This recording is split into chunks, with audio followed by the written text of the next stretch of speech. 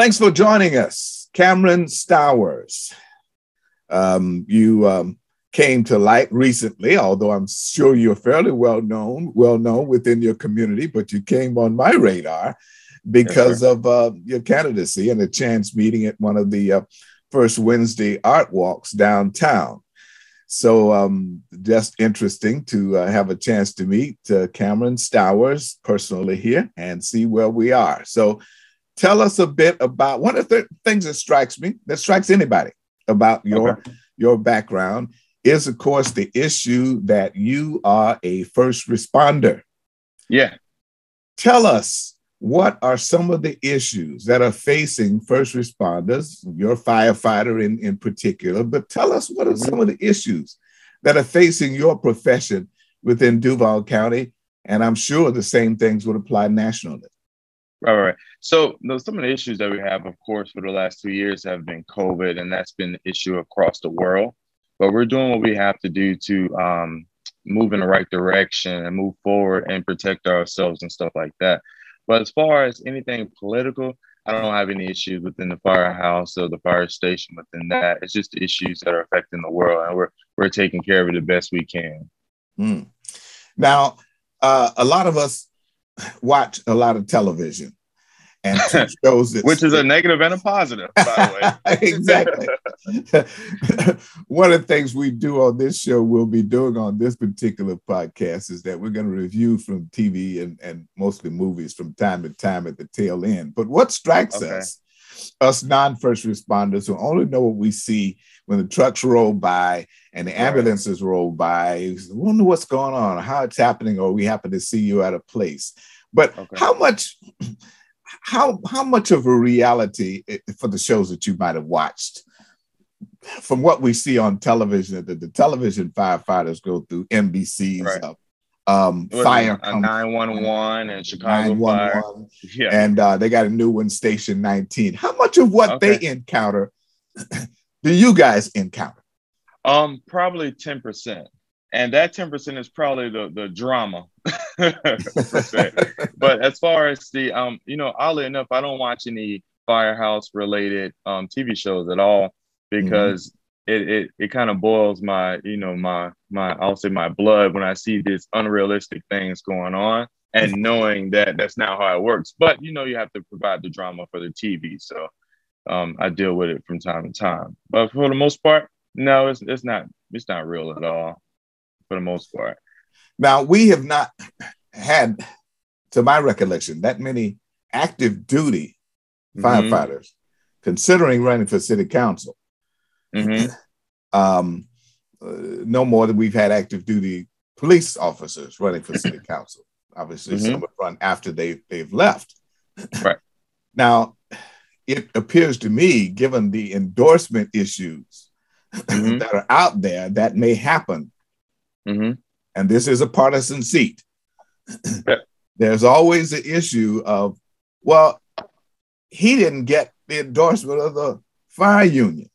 I've run for office before, and back in the old days, it was more important for me to get the firefighters endorsement than the police endorsement, because the firefighters had the best sign shop in town, in the county. If you got their endorsement, then you had no problems getting signs out and getting them on the street. The biggest you that cancels that expense of having to worry about getting them printed. Yes, sir. Now, times have changed. I don't know if the sign shop is still where the sign shop is, or if the union is still carrying it. But do you have that in the back of your head that could be an issue for you as you come up on those last 4-5 months of the campaign? You're now about a year and 3 months out from the primary. But is there a concern for you that you might not get the endorsement of your brothers?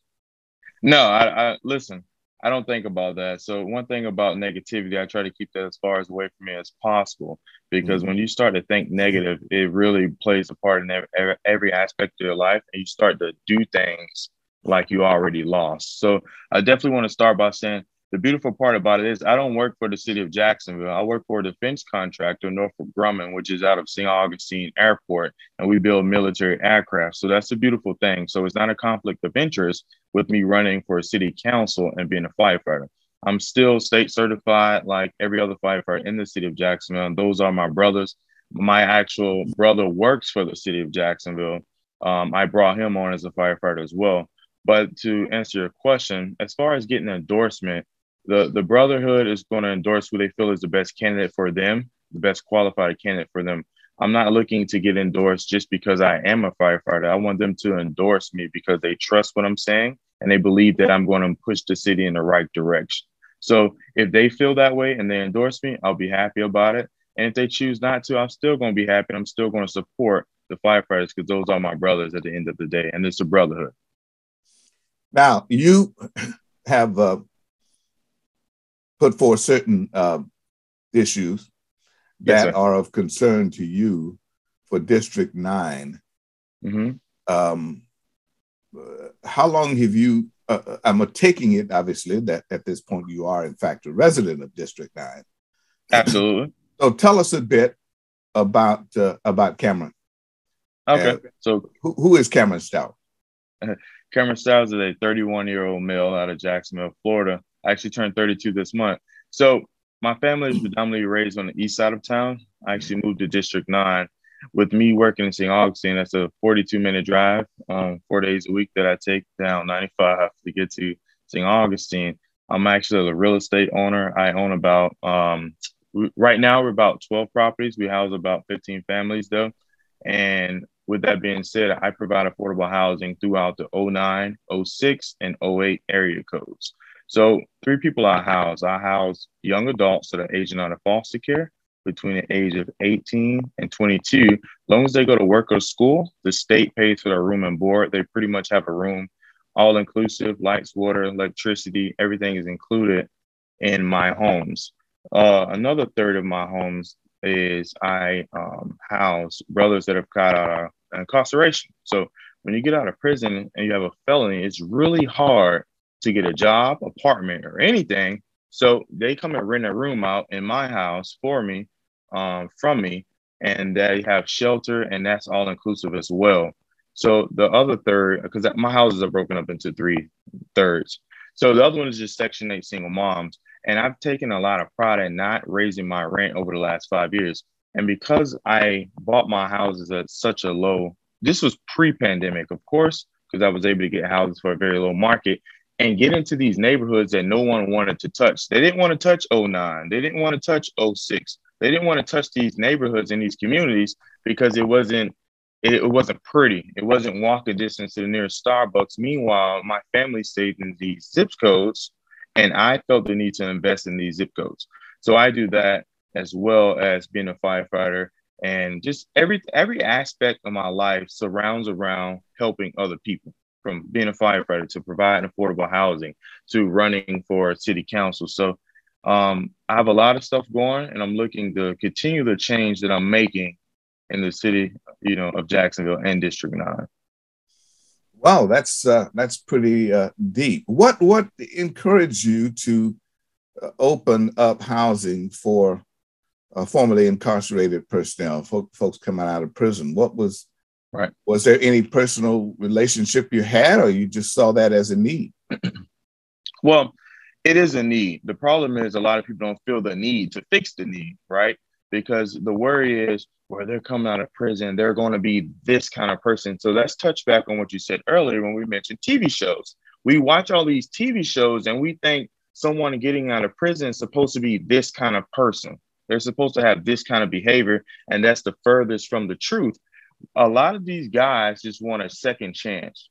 I haven't had any problems out of none of my tenants that I've gotten out of prison and, trying to have a second chance in the community. The world has gave up on them because they have a felony and they committed a crime. I don't ask what your crime was. I don't, because I'm not going to make you feel like I'm going to judge you by the crime that you did. You did your debt to society, and you did your debt. Now it's time to come back and give you a second chance so you can have a new chance at life and make a change. That's all we want them to do. and I'm giving them the benefit, and I'm giving them I'm giving them a chance to do that. So I like to say all the time, the hope that I have to change Jacksonville, I give them hope, and hope changes lives. So that's my motto that I go by when it comes to my business and how I do things. Mm. Now, that's something that can certainly bring that will bring a great deal of city council. Now, District 9, along with District 7, and part which includes part of your district, well, a major part of your district includes that zip code of 32209, which is correct, has one of the highest poverty rates, highest crime rates in the city. What do you see? And I think you've already partially answered a bit of this, but do you see, what do you see are some items that are going to help reduce the crime rate and hopefully reduce the poverty rate within that area, which isn't gaining, unfortunately, although there's some nice new looking houses on the corner up there at Beaver, and I think that's Beaver and Tyler, Beaver Street, right? As you cross the viaduct, there's some new homes that have been put up across the street from they've been there for some time now, but they're relatively new across the street from the church up there, Beaver Street viaduct. And there's some other new homes that have been placed in there for folks to stay. But what do you see has to happen in that zip code to continue to lower the poverty, and you can equate that to the crime rate? What's going to have to happen or continue to happen? So what my goal was to implement more trades and vocational schools and give an opportunity to develop hands-on skills, right? So this is the way I look at things. Being a firefighter is a trade. You don't have to have a college degree to do that. Being a police officer is a trade. You don't have to have a degree for that. So it's HVAC, plumbing, being an electrician. These things are trades. So the goal for me is to implement these trades and push trades into these communities, because if you have a skill and you can use that skill to feed your family, and if you can use that skill to feed your family, you're more prone not to commit a crime to try to feed your family. The bottom line is all crime is committed. I'm not going to say all, let's take that back. Most of crime is committed because I'm trying to get some money to feed my family. That's the bottom line. Because I don't have any money and my back is against the wall, now I have to do something that is possibly going to get me incarcerated to be able to feed my family. But if you have a skill that you can do with your own two hands to go out and be able to make money, you're more prone, I feel, not to commit a crime. I know this because throughout the whole pandemic, I can tell you who wasn't short of work. Plumbers, electricians, HVACs. Those guys wasn't nowhere near short of work, because I know how much it costs for me to get them to come out to my houses and do any work. So the goal, I think, to prevent a lot of crime in these areas is to give them an opportunity to be able to have work and create work by giving them a trade that they can do. All these houses being built in Jacksonville, it's enough of work to go around if you have a skill or a trade. And all of these trades you can complete all these trades in less than a year. Well, how as a city council person, it's one thing to be on the outside and have the freedom to work the plan, which is a good place to be. Because as long as you're not in city council, you've got some freedom. Now, once you were to get elected, do you anticipate, I've seen it, that you have less freedom, believe it or not, to work some of these plans? How do you think as a city council you're going to be able to work these plans, to work the plan? Because this has been talked about a great deal. I mean, the Warren Jones, who was city councilman there, and for almost he was there before they put in term limits. He managed to serve almost 20 years on city council, got to be city council president one time. Now, he went over, he's over at the school board now. I guess that'll be his last job that he has in. But and then the current candidate, the current occupant of the seat, has gotten through his 8 years with a bit of, I would say, radicalness in his approach and relationship with the administration, with the mayoral administration. How do you anticipate getting some of these actual things done once you're elected to office? without with the constraints that some see you'll have as an elected official? Yeah. So first things first, I want to say Warren Jones. I actually met him a couple of weeks ago for the first time. Seems to be a great guy. Mm-hmm. And Garrett Dennis, we haven't officially met, but I've heard a lot of positive about him as well, as far as what he did for the District 9. So saying all that to say that I'm a businessman first, which means I'm a negotiator. Everything in life, I don't believe in the word no, right? So I can negotiate anything I want, any obstacle in the way. Listen, how can we do this to do that? What do you need from me to make this happen? That's the bottom line. And I just don't believe in the word no. The problem of it is a lot of times, I don't care what position you in, some people hear the word no and they completely shut down and feel like, you know what? Somebody said I couldn't do it, so I'm not going to do it. It doesn't matter what position you're in. We're all humans. So with me, I'm a man of action. If I tell you I'm going to do something, that's just the bottom line. That's going to get done. And I'm a man of resources, so I can make some things happen with the resources that I have. So that's how we're going to get stuff done. It's very simple, but it's just the bottom line is action and moving forward. I do that in every aspect of my job and my career in any business I own because obstacles come into play. That's just the name of the game. Can you push past that obstacle? It's what changes the game. So what do you anticipate? What's the first piece of legislation that you would anticipate putting forth once you got in city council? Well, I definitely want to push the education and crime and public safety. Of course, affordable housing is a hot topic right now, but I think that's going to be a long road ahead of us, unfortunately. But as a first, I want to push the education, which would be the trades and the vocational schools. I want to push that because that's something that we have all the resources in Jacksonville. FSCJ. They have all those resources at hand, and we just need to promote that and get those resources out to the public. So that's one thing I can do on day one of being in the office. Well, education is a broad subject, and we have a massive Duval County School Board, and within your district, you've got Edgewater's University. Absolutely. That's there. You don't have a trade school, but they do have some efforts there. You have a major university criminal justice within your bounds. What do you talk about? When you talk about you want to push education, those are nice broad political sayings that everybody uses. Yeah. When you're a city councilman, you don't have a whole lot of say in education. When you talk about education, what do you talk about? You got to put signs in the yards and on the corners telling people to stay in school? Or what are we talking about here? I mean, are you gonna solicit a Kaiser University to put a branch in 32209? What are we talking about? So, of course, you're right. Education is a very broad term. But when I speak of education, I mean of trade school, vocation school, like I spoke about just a tad bit earlier. Education is pushed across the country. I don't have to push going to college. The world is going to push that. I'm pushing vocational school to where you can go get you a trade in 6 to 9 months and be able to feed your family for the rest of your life. That's what I mean by education. So as far as FSCJ, they have a lot of vocational training courses and certificate courses that you can take. And those courses, you can be able to make a salary that'll probably be equal to a bachelor's degree salary. So that's what I mean by education. How are you going to get the word out about that they don't already have? Well, listen, I'm a millennial.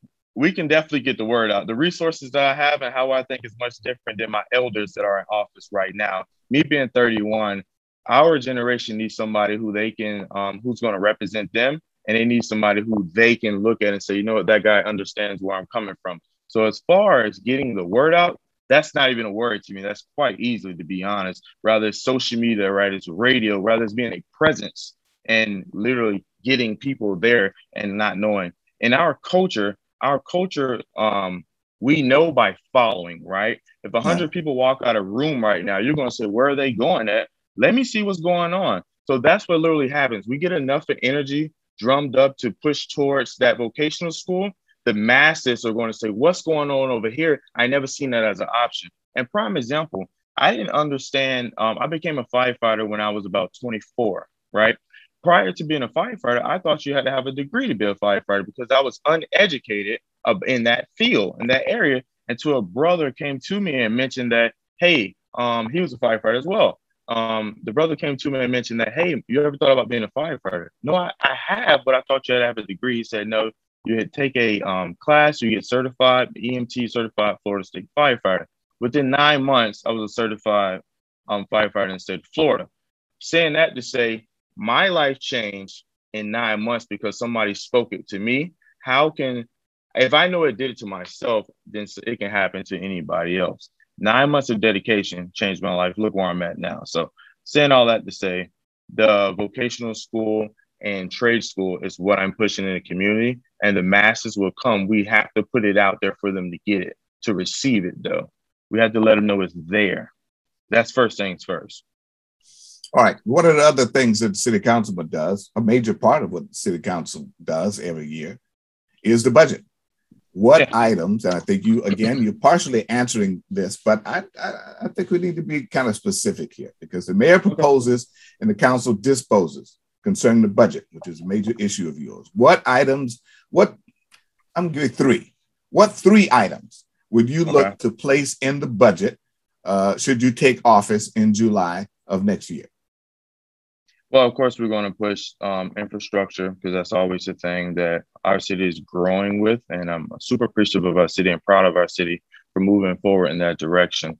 And as far as budget, it's a couple items that I would push, but we can definitely discuss that another time. I'm doing more research on those items, so I can't give you a definite answer on that right now, because I'm doing more research on those things. When I give an answer, I want to be confident and be able to stand on my answer, because I don't want to speak to Mr. Fred Matthews in 3 weeks and my answer is totally different, because at that point, people start to question me. And I don't have a problem with saying, you know what, I don't have a 100% answer right now. Let me get back to you in 48 hours, do more research, and I can answer that for you. Well, I would strongly suggest you want to take a look at the budget items, because that's a major part of what the city council does. Yeah, again, as Absolutely. I said, the mayor proposes, you guys disposes. You got it's a thick volume that comes out every year. With that, Absolutely. I've sat through a number of budget meetings before it got to the city council, because every department comes before the mayor's budget review committee to give their say and put their input in it. And then, and occasionally a city council person will sit in on those review meetings, which, by the way, should be open to the public anyway. And therefore, they have some preparation for what they want to see by the time it gets to the council. But it's a big deal. And for District 9, is as much of it as you have, because you've got part of Riverside in your district, which is growing by leaps and bounds over there, as well as what's happening in the Mixon Town area in the center of that. And then, of course, you move up down Fairfax and Spires and Myrtle Avenue, all that. You got some other kinds of issues there that could use some help road-wise, as well as that. Crime is a major thing for that district, but development, one side of the district is developing quite well. Another part is still trying to struggle to find its way from what's already been there. Tell us a bit about what you see for the future, again, of not just your district, but Jacksonville. How do you view Jacksonville's future? You're one of the young people. You're young by my standards. You're one of the younger folks who are going to be shaping the city going forward. How do you view Jacksonville? Is it, you know, a lot of folks were concerned that we didn't do what Atlanta has been able to do. But, you know, over the last 20, 30 years, we've done, it appears that we've done fairly well down here. We still don't have that big thing, but we got a football team and we got we got a football team, and you can play any sport that anybody else plays here, including hockey. Go to a hockey game. Imagine that all the way down here. But how do you see Jacksonville in the grand scheme of things, of places to live, and how its future is going to go? So with me traveling the world, I did a lot of traveling throughout the world and the country, and I'm very happy and very excited for Jacksonville. We're moving in the right direction. We're turning our downtown into a quote unquote real downtown, say the least. And we're definitely moving in the right direction. I'm happy about the new ideas that are coming into Jacksonville, making it more modern.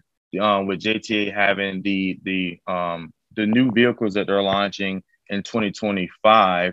I don't know if you know anything about that. The autonomous vehicles are launching in 2025. Yes, and I've seen them. Great idea. Great idea. I heard about it about a year and a half ago. Didn't think too much about it, of course, because things change a lot. But seeing those new vehicles, it brings new hope for Jacksonville that the younger millennials, Gen X, will want to stay downtown and move downtown and bring more jobs downtown. That's the goal. So I'm really happy with the direction Jacksonville is going in, and I think we have a lot of work to do, of course, but we're moving in the right direction, and that's all that matters. One foot in front of the other. Mm. Race continues to be an issue for many in this area, in Jacksonville. Going back to the initiation of the consolidated city that we have, many feel that it could have been as big a deal as what happened in Atlanta had we not consolidated. Others, of course, and see that it benefited many of us because obviously it expanded the tax base, allows us to do a great deal of things we're doing right now, and even though a lot of the sewer septic tank issues were not solved in the timeline that they were supposed to have been solved, at least they are being attacked now and addressed now. They are. How do you see, has race been an issue for you as you've come up in, and although you're not directly a part of the Jacksonville Firefighter Union and that sort of thing, but has race been any issue for you to be concerned with? Is it an issue in the district that you're running for? So let's be frank, Mr. Matthews. Race is an issue in America, right? So it has nothing to do with Jacksonville, it is America as a whole. But we're not going to let that be our excuse and our reasoning why we don't progress forward and move in the right direction. As far as it being an issue for me, per se, I'm a Black male in America. Let's just leave it like that. I don't look at that as that's not going to be my excuse why I don't run for District 9. That's not going to be my excuse why I can't touch the people. I don't care what color you are. I don't care what gender. I don't care what sexuality you are, because we need change together. As long as we stick together, we're going to make that happen. So race being an issue when it comes to the race and the campaign I'm running, no, it's not an issue. But if we're talking about the country as a whole, of course, it might be an issue. But as far as with me, Kamren Stowers, no, it's definitely not an issue to me when it comes to my race that I'm running.